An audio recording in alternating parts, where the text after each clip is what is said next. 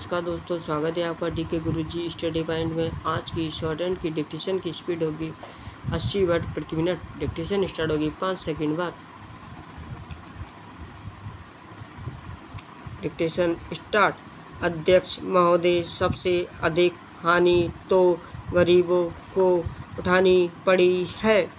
आप और हम जो यहाँ एकत्र हुए हैं, उन्हें इस बात पर विचार करना है और बड़ी गंभीरता से सोचना है कि हमारे समाज में ये विकृतियाँ क्यों जन्म ले रही हैं।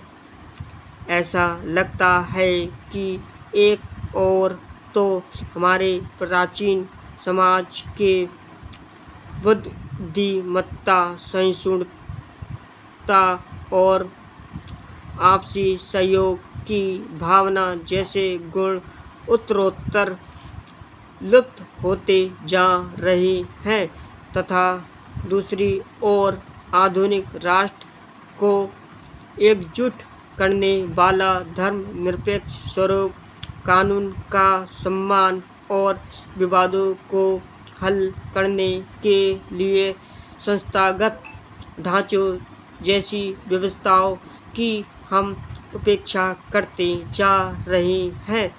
धर्मनिरपेक्षता किसी भी प्रबुद्ध राष्ट्र की महत्वपूर्ण विशेषता होती है।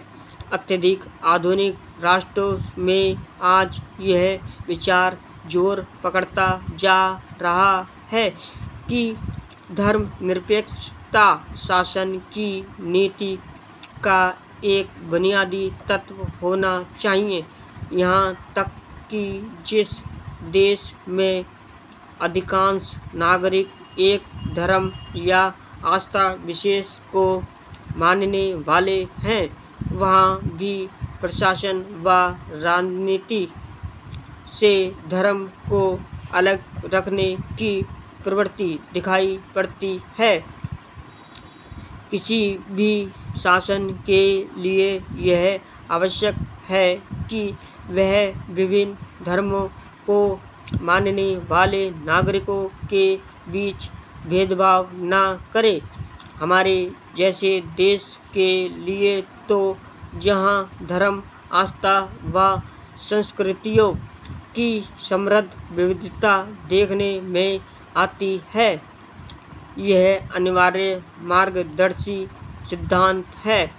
उत्तरदायित्व के पदों पर आसीन हम जैसे लोगों का कर्तव्य है कि आधुनिक राष्ट्र की आधारभूत संस्थाओं के प्रति लोगों में सम्मान व आस्था पैदा करें। हमने अपने लिए एक धर्मनिरपेक्ष संविधान की रचना की है। इस धार्मिक स्वतंत्रता और धार्मिक समभाव के अधिकारों की गारंटी हमारे संविधान में है। विधायिका, कार्यपालिका व न्यायपालिका तीनों को ही अलग अलग विशेष दायित्व सौंपे गए हैं। इनमें से प्रत्येक संस्था को सबके कल्याण के लिए स्वतंत्र होकर कार्य करने की अनुमति है। पैराग्राफ। कार्यपालिका को व्यापक हितों का ध्यान में रखना होगा, चाहे इसके लिए अल्प अवधि लाभों को तिलांजलि क्यों न देनी पड़े। विधायिका समूचे जनमानस का प्रतिनिधित्व करती है तथा राष्ट्रीय लक्ष्यों की प्राप्ति के लिए कानून बनाती है। हम सौभाग्यशाली हैं कि हमारे यहाँ ऐसी न्यायपालिका है जो स्वतंत्र व निष्पक्ष मानी जाती है। इसके निर्णयों का सब लोगों का आदर करना चाहिए। राम जन्म भूमि, बाबरी मस्जिद जैसे विवाद के संबंध में जो न्यायालय के विचाराधीन हैं। सभी आदेशों का अक्षरशः पालन करेंगे। Full stop. अगर आपको डिक्टेशन पसंद आई हो तो सब्सक्राइब और लाइक करिए। धन्यवाद।